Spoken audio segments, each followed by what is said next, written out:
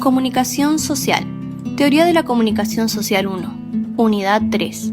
Alicia Entel, Víctor Lenarduzzi, Diego Herzovich. Industria cultural.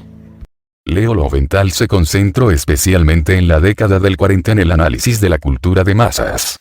Desde fines de los años 20 se había mostrado interesado en el análisis estético y hacia 1940 sus reflexiones también aportaron a la crítica de la industria formulada por Horkheimer y Adorno. En 1942 Lowenthal escribió a Horkheimer, que estaba en California, comentándole de su trabajo sobre las bibliografías populares en las revistas. Horkheimer recaló en la importancia de los aspectos señalados por Lowenthal, a quien le manifestó en una carta: me agradaron particularmente los parágrafos sobre repetición. Esta categoría jugará un rol muy decisivo en todo el libro. Lo que usted llama la falta de rebelión contra la repetición eterna de la vida y el arte destaca la mala resignación del hombre moderno, que es, por así decir, el tópico principal entre líneas y que será uno de los conceptos básicos de nuestro libro, citado por Jay, 1991. Precisamente, esta idea de repetición de lo mismo cobraría un lugar de importancia para describir a la industria cultural en diversos aspectos, no solo de contenidos en el de sus contenidos. Adorno y Horkheimer utilizaron la expresión industria cultural por primera vez en su dialéctica del iluminismo. En alguna medida el concepto tenía la virtud de sintetizar con precisión una característica de la cultura contemporánea que difícilmente podía hallarse en otros como cultura de masas, cultura popular o arte de masas. Además, poseía claras connotaciones antipopulistas, M.J. 1991. Adorno mismo se refirió años más tarde, en un texto de 1967 a la supresión de la noción de cultura de masas en el texto definitivo de Dialécticas, y su reemplazo por industria cultural con el fin de eliminar desde el principio la interpretación más corrientes, es decir, que se trataba de una cultura que surgía espontáneamente de las propias masas, de una forma contemporánea de arte popular, citado por M. Wolf 1991. Industria cultural daba cuenta de la producción en serie de la cultura, aunque en lo inmediato apareciera como una forma cultural de las masas. Es importante enfatizar que la crítica que dirigen a la industria cultural está inscripta en la preocupación por el momento de parálisis del iluminismo. Por el modo en que las sociedades occidentales habían arruinado su potencial emancipador, M.J. 1988. De ahí que también esté la intención de mostrar esta nueva configuración cultural como arcaica. Esta forma de proceder ha sido muy característica en Adorno, a quien es atribuido, al igual que el Excursus de Odiseo, el ensayo sobre la industria cultural. Muchas de las tesis contenidas aquí habían sido prefiguradas en dos artículos de Adorno que aparecieron en la revista del Instituto, sobre el jazz, 1936, y acerca del carácter fetichista de la música y la regresión de la escucha, 1938. Adorno y Horkheimer dirigieron su crítica a la pretensión de ser creaciones estéticas de los productos de la industria cultural, es decir, de la pretensión de ser verdad representada. Lejos de contener algún elemento de utopía, la cultura de masas se había convertido en profeta de lo existente y había consolidado su carácter afirmativo. Pero, además había presionado sobre el modo de ser el arte. En Dialéctica del Iluminismo, Adorno y Horkheimer afirmaron que la industria cultural a través de la igualación y la producción en serie, sacrificó aquello por lo cual la lógica de la se distinguía del sistema social. En este punto, estaba también presente el problema de la atrofia del aura que había advertido a Benjamin, aunque no lo interpretara en el mismo sentido. Esta lógica se refiere a la autonominación relativa del arte respecto de la vida social, a su posibilidad de ser distintos y distante, por lo tanto potencialmente crítico, de aquello que lo crea. Pero, con el fin de alejar la percepción de una mirada unilateral sobre las tesis de los de Frankfurt, nos parece apropiado recuperar la siguiente afirmación de Adorno: plantear desde arriba la pregunta de si un fenómeno como el cine es o no arte no conduce a ninguna peit. El arte, al irse transformando, empuja a su propio concepto hacia contenidos que no tenía. La tensión existente entre aquello de lo que el arte ha sido expulsado y el pasado del mismo es lo que circunscribe la llamada cuestión de la constitución estética, de Adorno, 1938. La industria cultural demostraba la regresión del iluminismo a la ideología. Adorno y Horkheimer decían que la contradicción de la industria cultural, presencia del iluminismo, en el cálculo de efectos y la técnica de producción, e ideología, en la fetichización de lo existente, era tomada con mayor seriedad de la que la propia industria quería. La cultura de masas en el marco de las sociedades fascistas, pero también en aquellas otras podían caracterizarse como representativas de la idea adorniana de mundo administrado, venía a jugar un papel que favorecía el control y la sumisión de las capas populares, engañadas y atrapadas por la apelación a esos aspectos de la vida humana que el iluminismo había desvalorizado. De ahí que los autores asumían una posición de crítica radical hacia el conjunto social y se alejaban de las posiciones condescendientes respecto de las masas. En 194, Horkheimer, en reflexiones referidas al arte, las masas y el fascismo señalaba, existen épocas en las que la creencia en el futuro de la humanidad solo puede mantenerse viva en la incomprometida oposición a las reacciones de los seres humanos. En la actualidad nos encontramos en una de esas épocas. M. Horkheimer, 1973.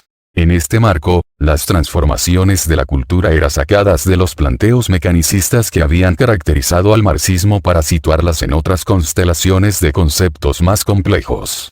En explícita distancia respecto de otras posturas que veían la diversidad y el carácter democrático de la cultura masiva, Horkheimer y Adorno partían de una tesis diferente: la diferenciación y el caos cultural eran desmentidos cotidianamente por los hechos. Los filmes, la radio, las publicaciones periódicas, antes que una serie desordenadas de expresiones culturales, constituyen un sistema tendiente a la uniformidad. La tendencia era advertida también en aquellas sociedades que, asumiendo esa cultura como propia, confiaban en su carácter igualitario y democratizante. M.J., 1991. Justamente, la crítica hacia esas formas pseudodemocráticas produjo reflexiones agudas e iluminadoras como la siguiente: la abolición del privilegio cultural por liquidación no introduce a las masas en dominios que les estaban vedados, sino que en las condiciones sociales actuales contribuye justamente a la ruina de la cultura. H. 1971. Adorno y Horkheimer coincidieron de este modo con Marx. Lukács y Simmel señalaban que lo equivalente gobierna a la sociedad burguesa. Esa equivalencia consiste precisamente en la reducción de la heterogeneidad para establecer, de modo comparativo, igualdades abstractas. Y en el mismo procedimiento en que se abstrae se liquida. En ese imaginario de cálculo e intercambiabilidad, ideal epistemológico-matemático, se podría con Simmel, lo que no puede ser cuantificado y resuelto en lo uno, lo que expresa lo no idéntico, queda excluido, pasa a formar parte de la apariencia, de la fantasía, del arte y de la literatura. La cultura mercantilizada, cosificada, es despojada de sus elementos críticos y vuelta funcional con una irracionalidad racionalizada. De lo que había que dar cuenta, más que de formas plurales de acceso a la cultura, era de la expansión de una racionalidad que atraviesa al orden social y, en este caso de modo específico, a la cultura. La dispersión y la diversidad eran vistas como sistemáticamente generadas por la producción industrial de bienes culturales. Aun cuando estos han querido ser refutados por investigaciones posteriores, la tesis de Horkheimer y Adorno no tiene plena vigencia en el siguiente sentido: la estandarización y la tendencia a la homogeneidad constituyen premisas materiales básicas del modo de producción industrial de la cultura. Cualquier intento de análisis que prescinde de esta lógica, caería, y de hecho sucede, en una grave ceguera. Las distinciones entre filmes, entre semanarios y sus costos, etc., sirve más para comprender cómo son organizados y clasificados los consumidores. Todo ocurre en el marco de una racionalidad en la que los comportamientos son producidos, para todos hay algo previsto, a fin de que nadie pueda escapar, las diferencias son acuñadas y difundidas artificialmente. La nueva cultura popular cambiaba sus relaciones con aquellos sectores relativamente ajenos a ella a partir del dispositivo de los medios masivos. Entonces, los sectores rurales y los sectores cultivados también eran afectados por el sistema de comercialización. La industria cultural, por medio de la producción estandarizada de la diferenciación, otorga al público la posibilidad aparente de elegir. Pero en realidad, ofrece indiscriminadamente a todos aquellos que la sociedad, en el mismo procedimiento, va a quitarles. Entonces, la escuela de Frankfurt no dirigió su implacable crítica a la industria cultural porque fuera democrática, sino precisamente porque no lo era. En ese marco el hombre cree poder moverse como un sujeto libre cuando en realidad su comportamiento es de adaptación a una legalidad y una racionalidad que sirve para someterlo. La racionalidad técnica como dominio de la naturaleza está también puesta al servicio del control de los hombres. La apariencia de libertad de elección del sujeto frente a los productos de la industria cultural pone de relieve su falsedad al promover una libertad donde las opciones a tomar ya fueron tomadas por el mercado, que es el que verdaderamente elige. Se trata de una situación paradojal en la que una cultura industrializada y degradada es aparentemente democrática, pero produce la conformidad con una sociedad profundamente injusta. Por ello Adorno y Horkheimer señalaban, la idea de agotar las posibilidades técnicas dadas, de utilizar plenamente las capacidades existentes para el consumo estético de masa, forma parte del sistema económico que rechaza la utilización de las capacidades cuando se trata de eliminar el hambre. La unidad del sistema se consolidan en el círculo de manipulación y de necesidad, en un marco en que la técnica conquista cada vez más poder sobre la sociedad. Lo que Adorno y Horkheimer denunciaron era lo siguiente: si la técnica cada vez tiene más poder, también hay que decir, y eso es lo que no se dice, que se trata del poder de los económicamente más fuerte y que la racionalidad técnica es hoy la racionalidad del dominio mismo. En este marco sobrevive el más astuto, sea porque es más fuerte o porque renuncia y se adapta. Si la cultura había sido una forma de contener los impulsos, sean estos revolucionarios o proclives a la barbarie, cuando se industrializa llega más lejos aún, enseña e inculca la condición necesaria para tolerar la vida despiadada. El individuo debe utilizar su disgusto general como impulso para abandonarse al poder colectivo del que está harto. El consuelo ofrecido por la industria cultural es que adaptándose se puede seguir sobreviviendo. Basta con advertir la propia nulidad, suscribir la propia derrota, y ya se ha entrado a participar. La sociedad es una sociedad de desesperados y por lo tanto la presa de los amos. Max Horkheimer sostenía que la opresión ejercida sobre las masas había arraigado la tendencia a tratar su propia naturaleza interior del modo en que ellas mismas lo habían sido. Y en esto resuena un eco de Nietzsche, si a los dominados se les prometiera impunidad sus actos serían tan terribles y deformados como los excesos de esclavos transformados en tiranos. Aquí reside la astucia de la industria cultural. Si la industria cultural puede asociarse con las ideas de estafa, engaño y sumisión, tal cosa no puede sostenerse desde las interpretaciones simplistas que muchas veces se hicieron de las tesis de Adorno y Horkheimer a través de una idea demasiado llena de manipulación. Si algo ha caracterizado a los teóricos de Frankfurt es la capacidad de indagar profundamente en los específicos de los fenómenos sin dejar por ello remitirlos a los procesos globales que los determinan. Precisamente, la industria cultural da cuenta de una racionalidad a la que no escapan siquiera quienes ejercen el dominio, aun cuando su posición no sea idéntica a la de quienes son sometidos. Aquí conviene recordar la idea de astucia que vimos previamente. La astucia, se dijo, es un medio de intercambio en el que se cumplen las reglas de un contrato que, de todos modos, logra que la contraparte resulte estafada.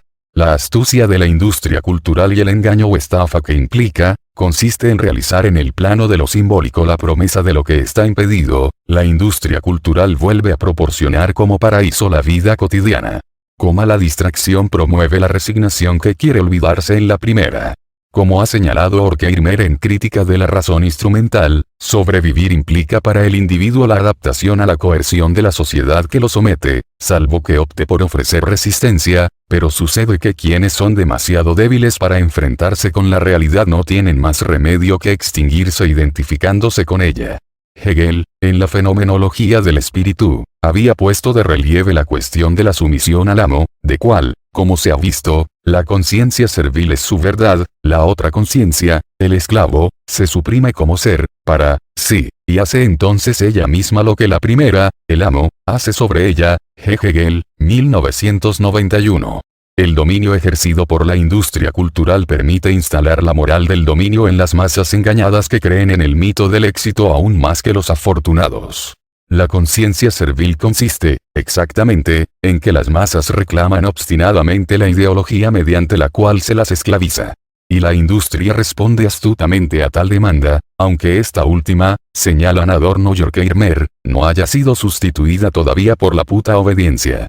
La articulación entre necesidad y demanda queda resuelta en una suerte de relación circular que, al mismo tiempo, se torna falsa. Sobre este tópico la posición de Adorno se revelaba sumamente escéptica, ya que en teoría estética llegaba a afirmar: ya no podemos apoyarnos en la confianza de que las necesidades de los hombres, al multiplicarse las fuerzas productivas, harás que todo adquiera una configuración superior. Estas necesidades han quedado integradas en una sociedad falsa y han sido falseadas por ella. De Adorno, 1983. La sentencia iba más lejos. Adorno no negaba que los hombres encontraran satisfacción incluso múltiples, pero sería una satisfacción falsa y engañosa. La cultura industrialmente producida queda así bien arada, administrada y concienzudamente calculada. De Adorno, 1984, y contribuye como un medio a producir la racionalidad de la totalidad social, aun cuando los fines a los que contribuye sean irracionales y puedan contradecirse con ella. Esas formaciones espirituales reducidas a bienes culturales son manufacturas que sirven a los fines de dominio. En este sentido, el mundo administrado en el que pensaba Adorno, parecía haber llegado incluso a eliminar todo resto de terquedad, como había llamado Hegel a la libertad que todavía subsiste dentro de la servidumbre. Al contrario, cada uno debía garantizar su identificación con el poder por el que es golpeado. La industria cultural se caracteriza por la producción estandarizada y los clichés. Estos últimos estarían supuestamente fundados en las necesidades de los consumidores. El engaño y la estafa que produce las industrias culturales no reside en la diversión preparada, sino en que arruina el placer al plegarse a los clichés ideológicos de la cultura en curso de liquidación. La uniformidad de la industria cultural tiene como procedimiento al esquematismo que, a su vez, permite conservar la apariencia de competitividad y libre elección. La misma producción de novelas se hace pensada en la posibilidad de convertirlas en filmes, siguiendo un tipo de procedimiento constructivo acorde al trabajo técnico. La omnipresencia del autor, que a veces se tiende a buscar, no puede ser tal. Los productos de la industria cultural también están atravesados por la división del trabajo, de ahí que las huellas de aquel son sumamente relativas. La industria cultural realiza el esquematismo como el primer servicio al cliente. En ello reside su intencionalidad astuta, ya que no hay nada por hacer, distinguir y calificar que no lo haya sido de modo previo en el esquematismo de la producción. Adorno reconocía que los arquetipos de la televisión y la industria cultural contemporánea tenían matrices de relativo alcance a partir de los gestados, a fines del siglo XVIII y principios del XIX en torno a la literatura asociada a un mercado. Quizá, en alguna medida, se trataba de una estética de la repetición en la que tanto la estructura y el final del relato televisivo eran ya conocidos. La industria cultural se caracterizaba por la repetición de lo ya aceptado y en ese sentido el arte de masas excluye las historias mediante sus congelados modelos. De Adorno, 1984. La cosificación del cliché, y no el cliché a secas, en la industria cultural y la aparición azarosa de lo que ya ha sido decidido por el sistema, manifiesta que en el mundo administrado los hombres son producidos como sujetos y han renunciado a ser protagonistas. Todo lo que ocurre, ocurre a los hombres, en vez de ocurrir por ellos. Traspolando una idea desarrollada en el ensayo Concepto de Iluminismo, podríamos decir que la falsedad de la industria cultural reside en ese proceso por el cual todo se haya decidido por anticipado. Otro aspecto en torno al control de las decisiones humanas tiene que ver con las formas en que se organizan las relaciones entre trabajo y tiempo libre. Trabajo y ocio, que en apariencia constituyen instancias opuestas, están inscriptos en la misma racionalidad. El descanso se asemeja al trabajo. Precisamente, la fuerza de la industria cultural reside en su unidad con la necesidad producida y no en el conflicto con esta, ya sea a causa de la omnipotencia o de la impotencia. El amusement es la prolongación del trabajo bajo el capitalismo tardío. Es buscado por quien quiere sustraerse al proceso del trabajo mecanizado para ponerse de nuevo en condiciones de poder afrontarlo. La racionalidad que despliega el sistema es capaz de colonizar aquellas esferas aparentemente más independientes. Solo se puede escapar al proceso de trabajo en la fábrica y en la oficina adecuándose a él en el ocio. La relación entre tiempo libre y trabajo es imprescindible y consiste en el condicionamiento del primero por parte del segundo, en convertirlo en un apéndice.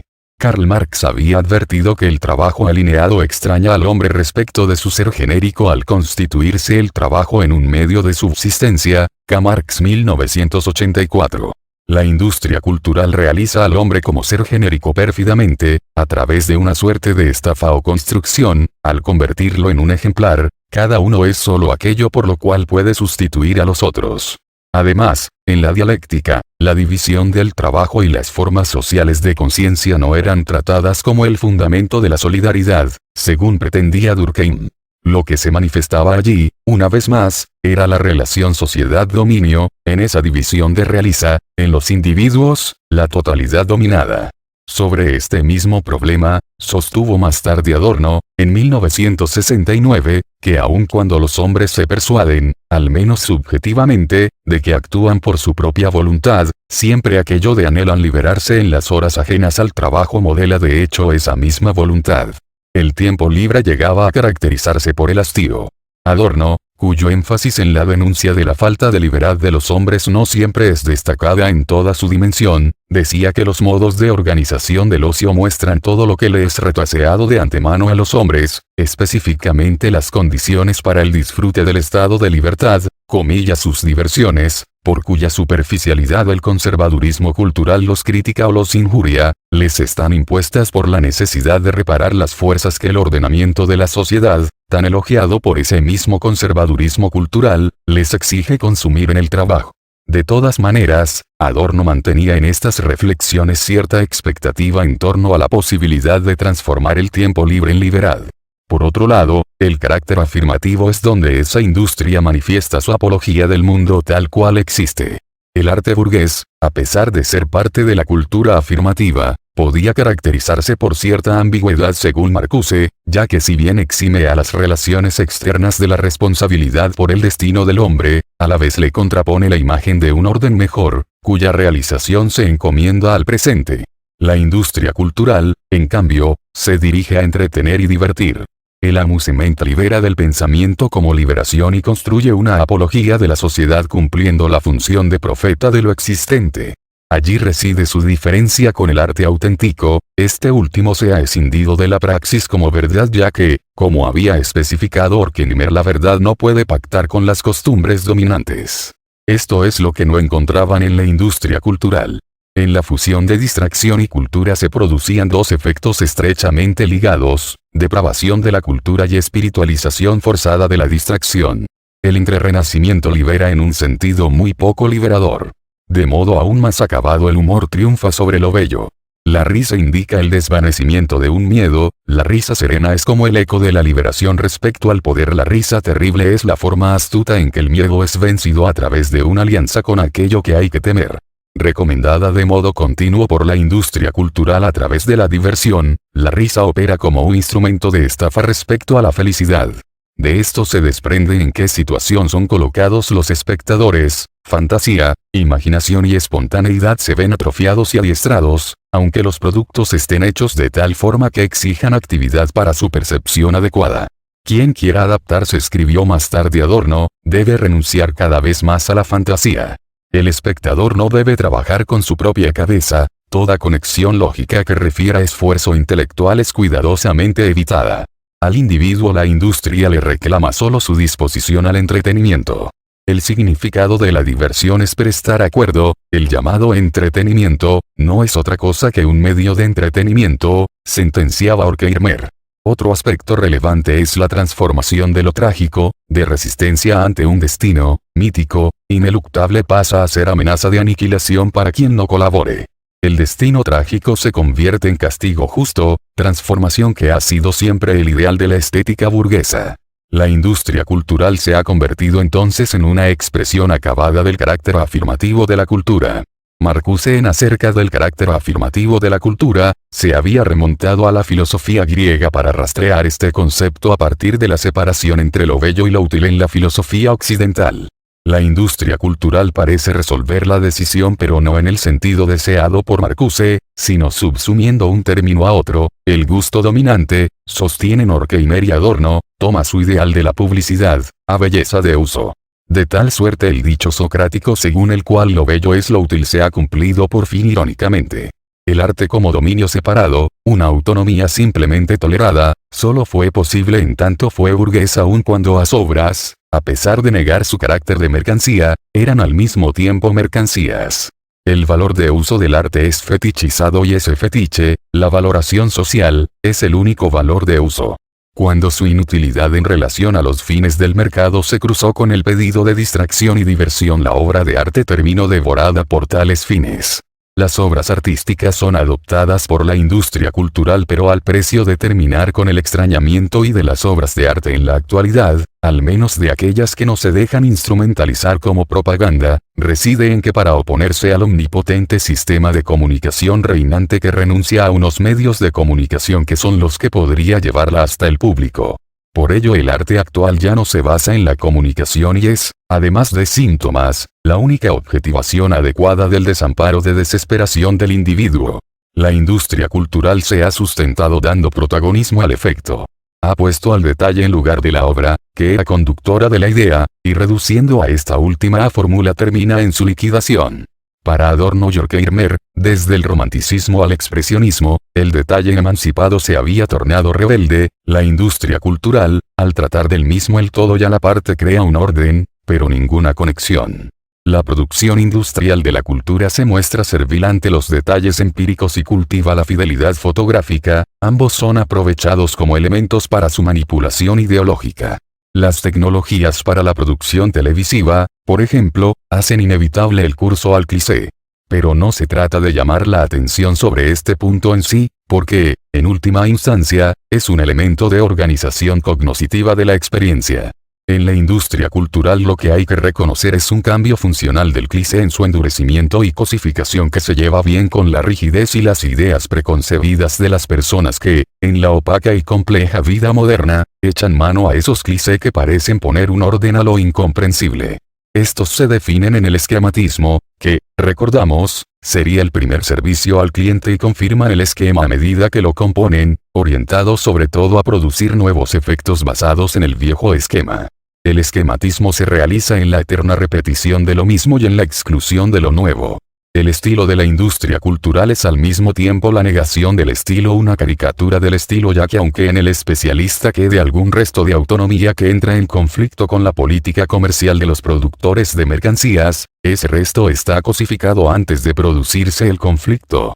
En la obra de arte, en cambio, el estilo es una promesa a la vez necesaria e hipócrita.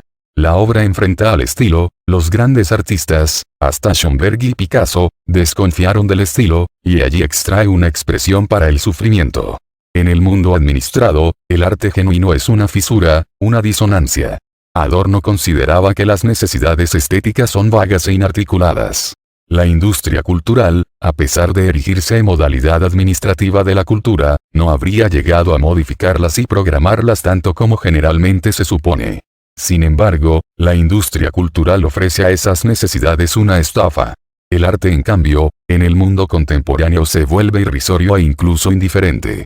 Pero el verdadero arte se diferencia de la industria en que la obra de arte pretende romper la eterna alternancia entre necesidad y satisfacción, pero no corromperse ofreciendo satisfacciones truqueadas a necesidades que realmente quedan sin satisfacer. La sublimación del deseo a través de la negación.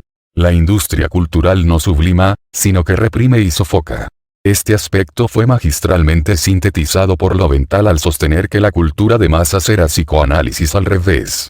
Traspolando una idea de teoría estética, podría sostenerse que la industria cultural ofrece a la conciencia cosificada una sustitución del placer sensual que no tiene, pero en realidad lo que le da es una vida ascética. La caracterización que Adorno hace del arte tiene como rasgo clave la negatividad, aunque no de modo opuesto, sin más complejidad a su momento afirmativo. El arte es portador de una promesa. Du Bombeur y anticipa algo mejor que el hoy. Para decirlo en los términos de Ernst Bloch, 1993, la auténtica obra de arte proyecta la imagen de un todavía no, mientras la industria cultural renueva la conciencia del ya no. La promesa que contiene la obra no es ofrecida como un consuelo, sino como crítica de la praxis. Salva aquello que para Adorno era una suerte de obsesión, la no identidad. En su aparente tensión hacia la identidad, el arte socorre a lo no idéntico, a lo oprimido en la realidad por nuestra presión identificadora. La industria cultural, en cambio, es el dispositivo del entretenimiento y la diversión. El amusement, como tal, existía antes de la industria cultura. Por lo tanto, acusar de morbosidad y degeneramiento al arte ligero sería hacerse ilusiones respecto a la sociedad. El arte ligero acompañado como una sombra al auténtico arte que ha negado a los fines de la falsa libertad y por ello ha podido preservar su autonomía aunque pagando el precio de la exclusión de las clases inferiores, a las que, por tal razón sigue siendo fiel.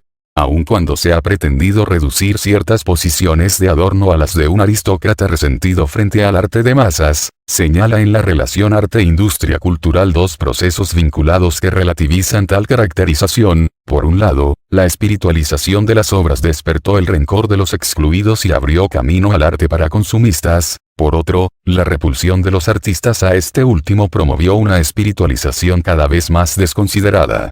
Por ello sostenía Adorno, en favor de lo que carece de poder solo sale en defensa lo que no se pliega al poder, en favor de un valor de uso disminuido lo que no sirve para nada. En una suerte de máscara de la verdad, la apariencia de su ser en sí, en medio de la total apariencia, el arte, aunque no pueda escapar al fetichismo, puede negar lo social siendo social al mismo tiempo.